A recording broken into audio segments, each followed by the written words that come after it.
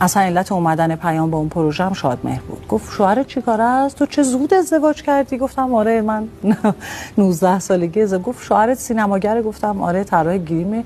قرار بذار من بیام خونتون ببینمش؟ گفتم آره بیا. که من رفتیم خونه، میگفتم پیام شادمهر. خب پیام میشناخت کاملا شادمهر رو و گفت من خیلی با تو حال میکنم، تو گریم کار ما باید با تو باشه. اینا که در واقع اومدن پیام با اون پروژه هم به خاطر شادمهر بود.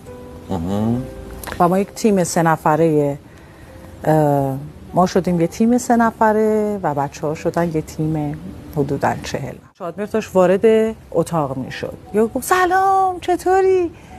گفتم سلام شما؟ گفت من شادمهرم. گفتم به جا نمیارم. گفت من شادمهر عقیلیم، طرفدار تو هم، خیلی من با تو حال میکنم. اینو گفتم خیلی ممنونم و من